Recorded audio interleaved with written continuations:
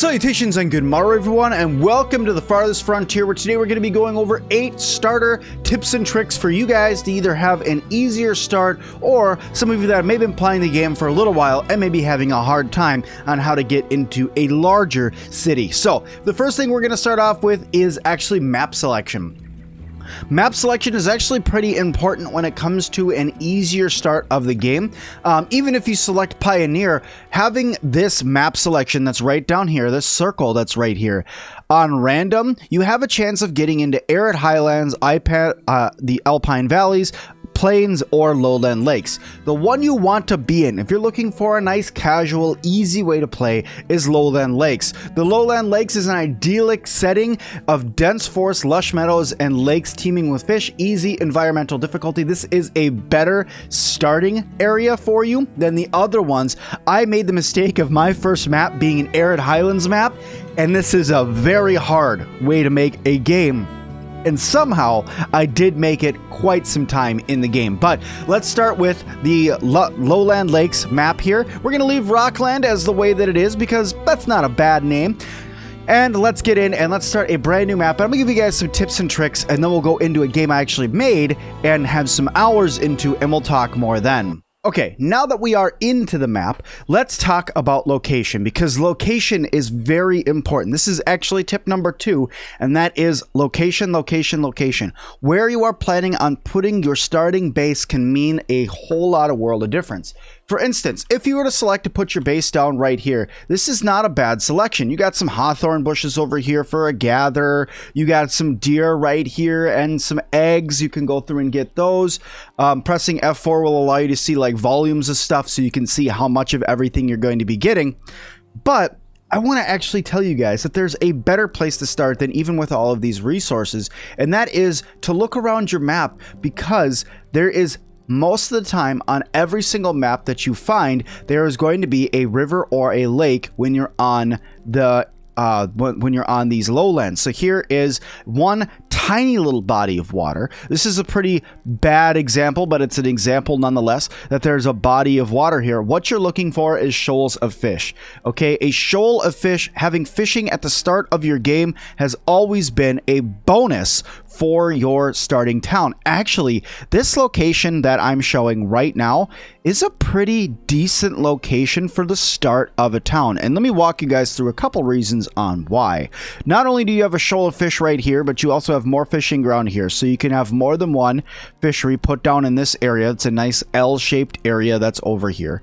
You have a bunch of hawthorn bushes that are great for gathering. You have a bunch of greens here that are great for gathering.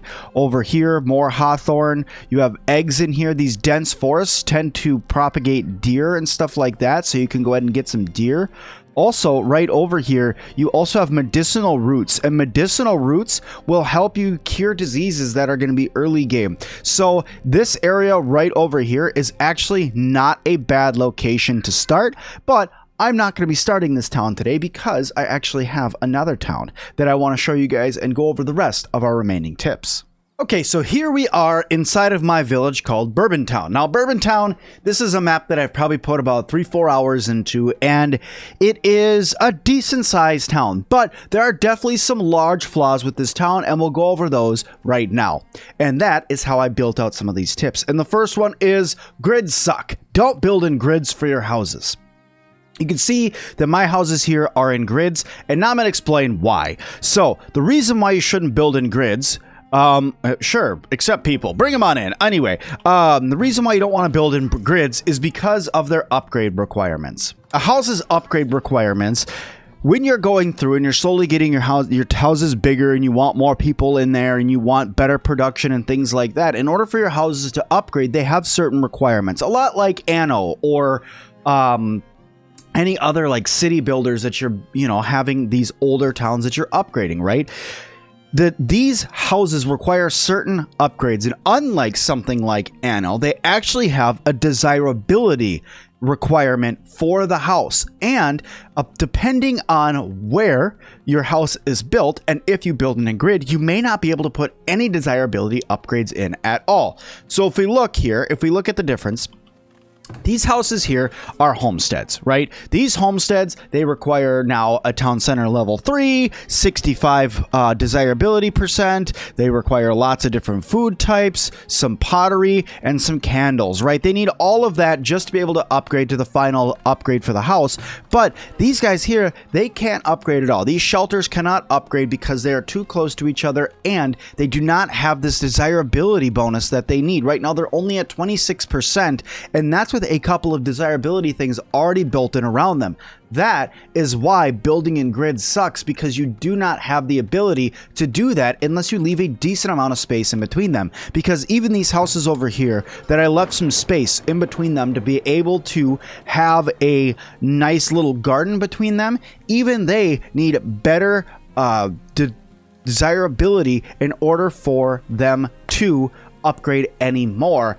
And right now, because of the way that I have built this town, I don't have the ability to upgrade these houses. Now, it is possible for me to go through and move the houses. For instance, if I was to grab this house and I was to say, like, move it down over here, so that way I can move these houses over here and get some more area. Yeah, that would work. But my bigger tip to you guys would be, don't build in these grid structures like I did here. Give yourself some space. Give at least one area. So like if I was to go through and build a new set of houses here, let's go through and give you guys an example of how I would build some houses here. So this is what I would suggest that you do. You get yourself some housing and you go 1 and you leave 2 spaces, 2, leave 2 spaces, 3, and get another one, you know, stuff like that. Okay, as you go down and build, and then behind them, right, leave a space behind them. And then your roads should end up going, you know, on this side like this. So you build a road there, you go through, build another road right here. You know, get yourself some roads, but don't put the road in between. This is going to leave you a lot of room for decorations, for you to be able to put trees in, for you to be able to go through and put in maybe a nice park in between them, giving you a lot more desirability. Speaking of desirability, moving on to our next tip is making sure that your production buildings are not too close to your residences. You don't want all your residences to be right on top of each other, and you don't want all your production buildings to be right next to your residences. And I'm going to explain why right now.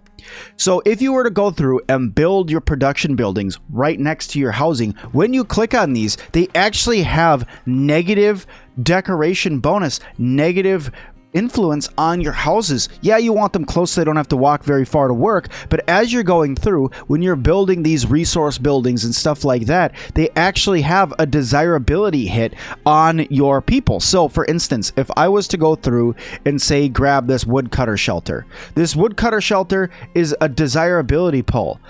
More importantly, one that a lot of people might make the mistake of building is this compost yard. This compost yard, you see that nice red mark that's right there? That's really going to lower the desirability of all of your houses there. So you want to get this as far away as you can from your people. You may need more than one compost yard as housing gets bigger and bigger and bigger, but don't build those buildings too close to everything else that you have. Now, this next one is a little bit more fun because a lot of people, they like to have a gathering hut, but they're like, well, I want to get everything as much as I can in there.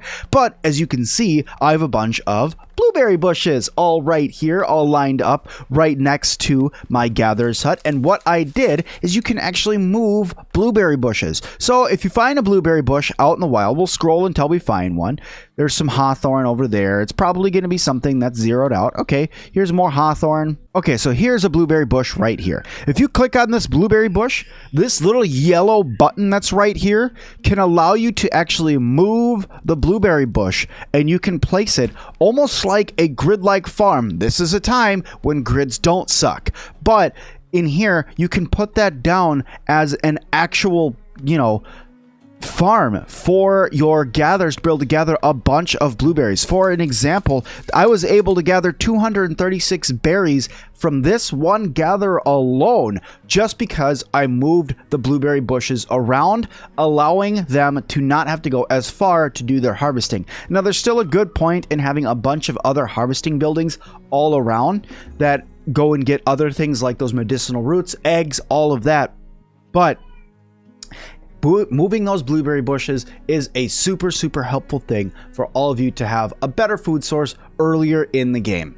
All right, so our next tip, guys, is going to be on farms. I made this mistake, and I want to make sure that you guys don't. Building big farms in the early game, not really all that good. Reason why for that: unlike games like Banished and stuff like that, where it's okay to build a large farm because food doesn't spoil, in this game food does spoil, and food spoils quickly. So having a lot of one crop before you get preserving later in the game is not a good thing to have. Going through and making something like leeks or carrots and stuff like that, the food spoils rather quickly. You can actually see when you go in here that they have spoil meters on them as well. So it's going to give you how quickly things are going to be spoiling. Now, yes, it's really helpful to be able to get, say, this set of leeks that I'm making here. If I was to get the max yield, I'm going to get 2,200 leeks. That's a fantastic amount of food for my people. And also, that's a lot of onion. You know what I'm saying? An onion tastes good. But at the end of the day, all of these leeks, without jarring, they are going to go bad before you can use them all. So it's not a good idea to build big farms. What a good idea is to build some smaller farms. Build a few smaller farms and then offset your crops. And as a helpful tip as well for you guys when it comes to crops, go through, as I did, and every now and then put in the fact that you're going to be growing some clover, because clover actually goes through and fertilizes your fields. If you look right here, see how it says the fertilizer is all the way up, impacts fertility all the way up, +5. That means it's going to increase the fertility of your field, allowing you early game to have a more fertile field and produce more food. Also, try once within the 3-year span that you get, because you get 3 years. That's what the 1, 2, 3 is. You get 3 different years of crop growth set up for you to try to have at least one farmer work, as it's called.